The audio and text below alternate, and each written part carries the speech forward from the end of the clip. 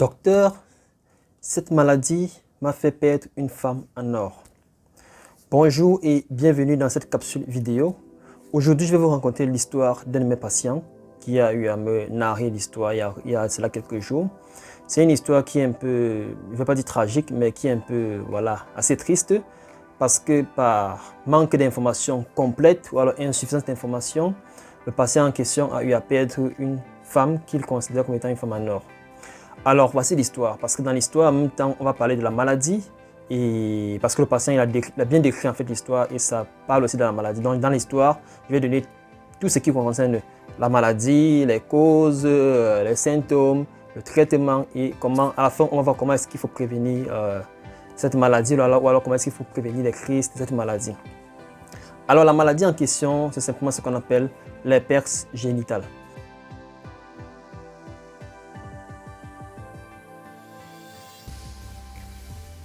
Il faut savoir qu'il y a deux types d'herpès. Il y a ce qu'on appelle l'herpès labial ou encore ce qu'on a fréquemment appelé bouton de fièvre. Moi, je l'aime actuellement qui est là, si vous voyez. Donc, c'est quelque chose qui est assez fréquent, presque tout le monde là. On évalue cela à peu près 5 à 9 personnes sur 10 qui ont cela. Et c'est dû à un virus, parce qu'il y a deux variétés de virus qui causent l'herpès. Il y a l'herpès de type 1 qui cause justement le bouton de fièvre ou encore l'herpès labial. Et l'herpès de type 2 qui cause l'herpès génital. Donc aujourd'hui, on va beaucoup plus s'attarder sur l'herpès génital. Alors l'histoire de mon patient remonte à 2014.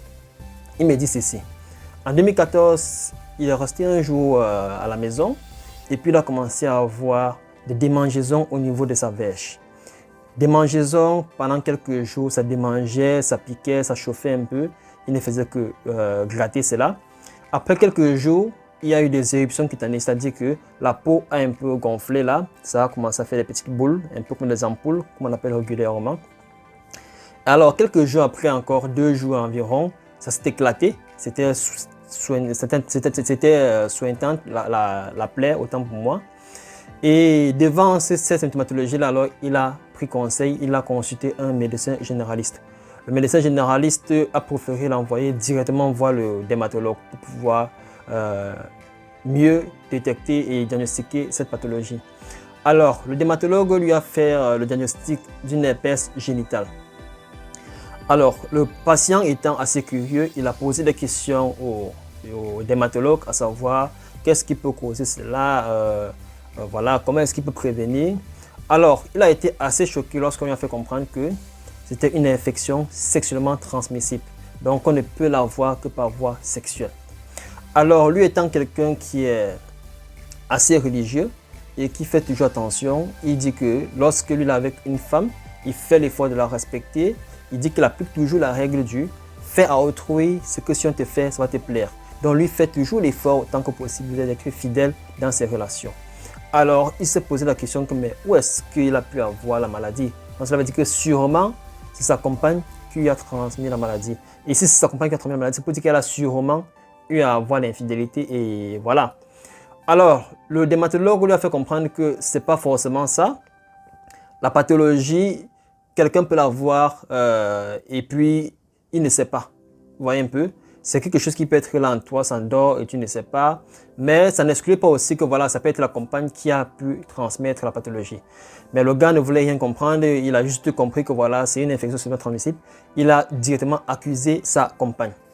Alors, une fois à la maison, il a commencé, au lieu de prendre les choses entre parenthèses, lorsqu'on est devant une situation, il faut toujours faire attention lorsqu'on prend des décisions sur la colère. Alors, le gars est rentré, il a commencé à se disputer avec sa compagne, commencé à l'accuser. Cette dernière aussi ne se reconnaissant pas dans l'accusation de l'infidélité et ça a commencé les disputes en désordre et c'est comme ça qu'il s'est séparé de cette dernière. Alors, cette dernière a essayé d'expliquer au monsieur fatigué que voilà, elle ne le trompait pas, il n'a pas voulu comprendre. Elle est même allée, puisque normalement, ce n'est pas quelque chose qui est recommandé de faire le diagnostic comme ça, si on n'a pas les symptômes. Elle est allée jusqu'à faire un test sanguin. Lui, il ne voulait rien comprendre, déjà qu'il avait décidé qu'il arrêtait la relation, parce qu'il disait que voilà, c'est une femme qui est infidèle et tout. Et voilà, on l'a mis sur traitement, et après quelques temps, voilà, ça allait mieux, mais il ne pouvait plus revenir avec cette dernière. Cette dernière, quelques temps après, elle s'est mariée puisque elle aussi, elle a été tellement insultée.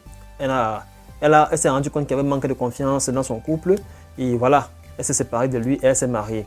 Alors, c'est quelques années plus tard, lorsque le patient a eu encore ce qu'on appelle la récidive, parce que c'est une pathologie que lorsque tu l'as une seule fois, tu ne peux pas guérir définitivement. Il n'y a pas un traitement qui va tuer le virus. Les traitements vont juste rendre le virus latent, c'est-à-dire qu'il dort, mais il n'est pas complètement détruit. Et lorsqu'il y a certains facteurs, comme par exemple le stress, par exemple lorsque tu prends des médicaments comme les corticoïdes ou alors les antibiotiques qui vont aller faire endormir un peu tes cellules de défense, cela peut déclencher des crises, ça va faire que le virus va se réveiller et déclencher des crises.